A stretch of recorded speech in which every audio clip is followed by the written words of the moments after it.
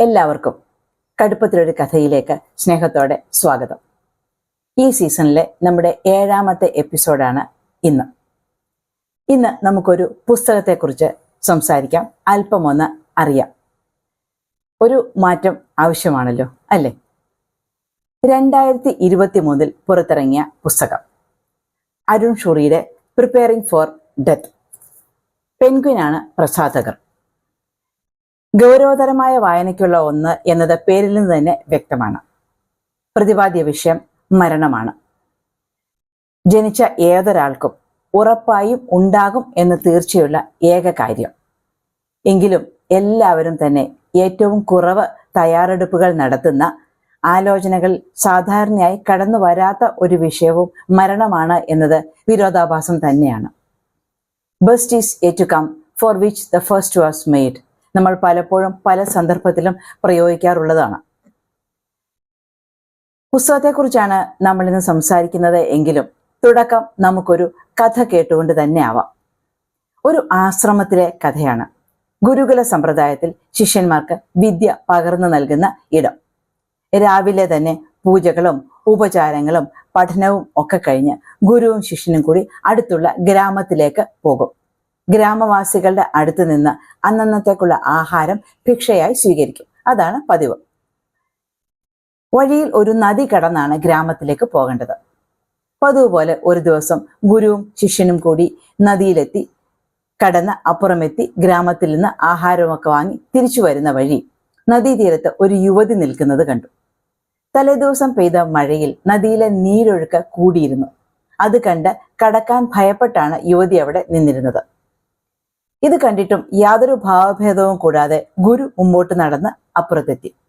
ശിഷ്യൻ അവരുടെ അടുത്ത് ചെന്ന് പറഞ്ഞു, "അമ്മ നടന്നോളൂ, ഞാൻ ഒപ്പമുണ്ട്." ഒരുമിച്ച് നദി കടക്കാൻ തുടങ്ങിയെങ്കിലും നദിയിൽ നീരൊഴുക്ക് കൂടുതലായിരുന്നതുകൊണ്ട് കാൽ വഴുക്കി അല്പമൊന്ന് നടന്നപ്പോഴേക്കും തന്നെ യുവതി താഴെ വീണു. ശിഷ്യൻ യാതൊരു ഭാവഭേദവും കൂടാതെ അവരെ എടുത്ത് അപ്പുറത്തെത്തിച്ച് നദി കടത്തി. കാത്തുനിന്ന് ഗുരുവിന്റെ അടുത്തേക്ക് പോയി. ഇതൊക്കെ കണ്ടു നിന്നിരുന്ന ഗുരുവിന് വല്ലാതെ കോപം വന്നിരുന്നു. ഇന്നത്തെ പഠനത്തിൽ പോലും വിഷയാസക്തികളിൽ നിന്ന് മാറി നിൽക്കുന്നതും യാതൊന്നിനോടും സംഘമില്ലാതെ ജീവിക്കുന്നതിനെ കുറിച്ചും ഒക്കെ പറഞ്ഞു കൊടുത്തതാണ്. എന്നിട്ടും ഗുരുവിന്റെ ഭാവവ്യത്യാസം തിരിച്ചറിയാൻ ശിഷ്യന് കഴിഞ്ഞുവെങ്കിലും അതിനുള്ള കാരണം മനസ്സിലായിരുന്നില്ല. സന്ധ്യാവന്ദനത്തിന് ശേഷം ഗുരുവിന്റെ അടുത്തെത്തിയ ശിഷ്യൻ അദ്ദേഹത്തിന്റെ കോപത്തിന്റെ കാരണം തിരക്കി. "അങ്ങക്ക് അപ്രിയമായത് ഞാൻ എന്താണ് ചെയ്തത്?" എന്ന് അന്വേഷിച്ചു. ഗുരു കാരണം പറഞ്ഞപ്പോൾ ഒരു നിമിഷത്തേക്ക് ശിഷ്യൻ സ്തബ്ധനായി.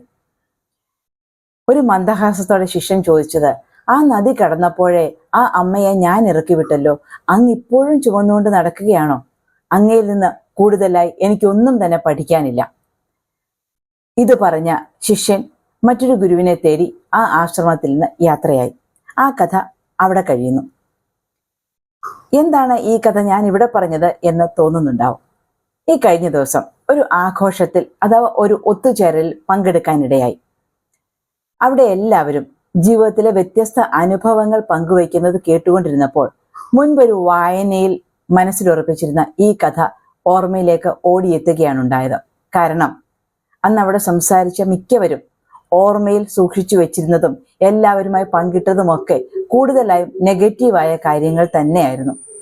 നമ്മൾ എന്തിനാണ് സുഖകരമല്ലാത്ത ഓർമ്മകളുടെ ഈ ബാഗേജുകൾ ഇങ്ങനെ കൊണ്ടു നടക്കുന്നതെന്ന് എപ്പോഴെങ്കിലുമൊക്കെ ആലോചിച്ചിട്ടുണ്ടോ? നമുക്കെപ്പോഴും ഈ നിമിഷത്തിൽ സന്തോഷത്തോടെ ജീവിക്കാൻ പരിശീലിക്കാം. കാര്യങ്ങൾ അത്ര നന്നായി പോകാത്തപ്പോഴും നിങ്ങൾക്ക് സന്തോഷം അനുഭവിക്കാൻ അഥവാ ക്ഷേമം അറിയാൻ കഴിയുന്ന അവസ്ഥയാണ് സന്തോഷം എന്ന് വിളിക്കാനാവുന്നത്. ചെറുതാണെങ്കിലും സമൂലമായ ഒരു മാറ്റം ജീവിത രീതികളിൽ കൊണ്ടുവന്നാൽ ഈ സന്തോഷം നിങ്ങൾക്കും അനുഭവിക്കാനാവും. നമ്മൾ കടന്നു പോകുന്ന എന്തിലും, ചിന്താക്കുഴപ്പങ്ങളിലും പ്രശ്നങ്ങളിലും ഏതവസ്ഥയിലും ആ അനുഭവങ്ങളുമായി നമ്മൾ ചേർന്നു പോകുന്ന രീതിയിലാണ് സന്തോഷത്തിന്റെ അടിസ്ഥാനം. അഭിമാനത്തിന്റെയും ആനന്ദത്തിന്റെയും സന്തോഷത്തിന്റെയും ഒക്കെ ചെറിയ നിമിഷങ്ങൾ പോലും നമുക്ക് ഇടയ്ക്കിടയ്ക്ക് ഓർത്തെടുക്കാം, ഓർമ്മയിൽ കൂട്ടിവെക്കാം. ജീവിതം നമുക്കായി നീട്ടുന്നതൊക്കെ ആസ്വദിക്കണം എന്നതാണ് എല്ലാവരുടെയും ആഗ്രഹം. അതങ്ങനെ തന്നെ ആകുകയും വേണം. കാരണം എന്ന്, എപ്പോൾ എന്നതിൽ യാതൊരു നിശ്ചയവുമില്ലാത്ത ഒന്നാണ് മരണം. ഉണ്ടാവും എന്നത് മാത്രം നമുക്കൊക്കെ ഉറപ്പിക്കാനാകും.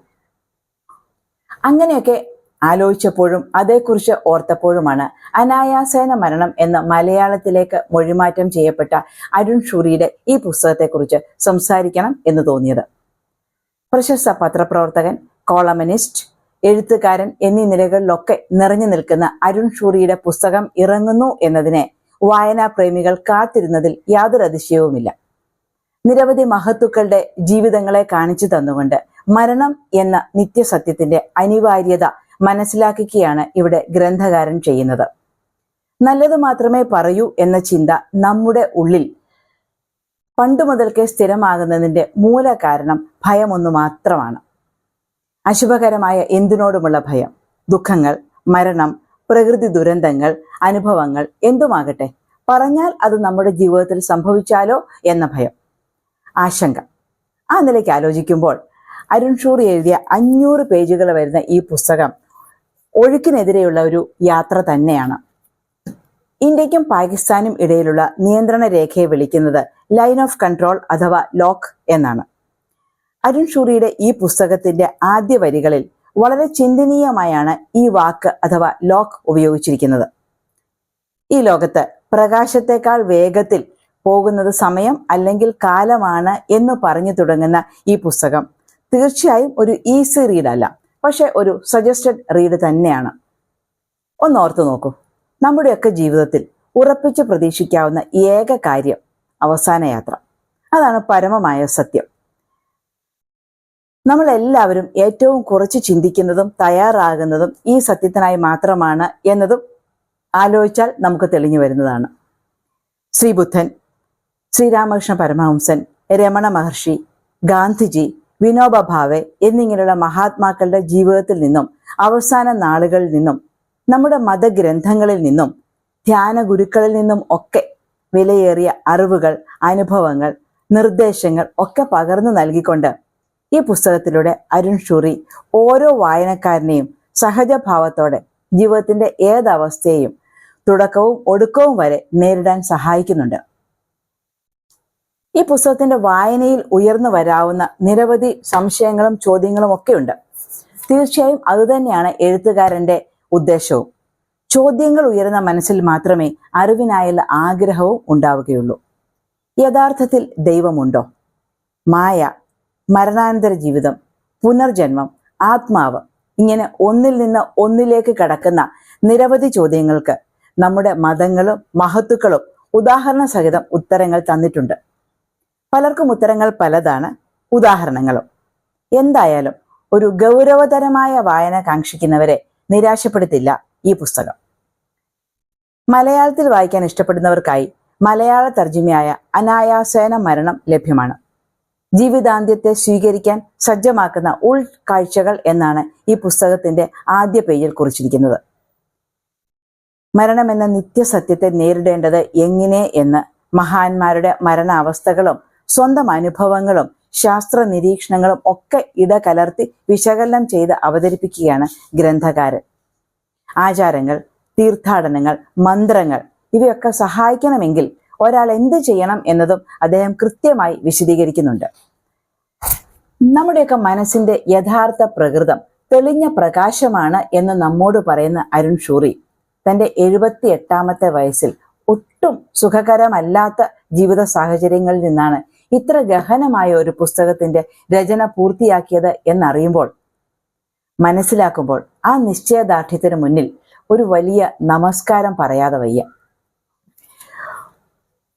ഗൗരവതരമായ വായനയിലേക്ക് തിരിയുന്ന അല്ലെങ്കിൽ തിരിയാൻ ആഗ്രഹിക്കുന്ന എല്ലാവർക്കും ഒരു നല്ല വായന ആശംസിക്കുന്നു Arun ഷൂറിയുടെ preparing for ഡെത്തിലൂടെ.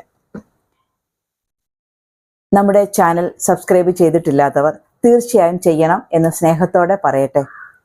Channel subscribe ചെയ്തിരിക്കുന്ന എൻ്റെ പ്രിയപ്പെട്ടവർ പോസ്റ്റുകൾ ഷെയർ ചെയ്ത് കൂടുതൽ പേരിലേക്ക് എത്തിക്കണം. നമുക്ക് മറ്റൊരു പോസ്റ്റുമായി അടുത്ത ആഴ്ച വീണ്ടും കാണാം.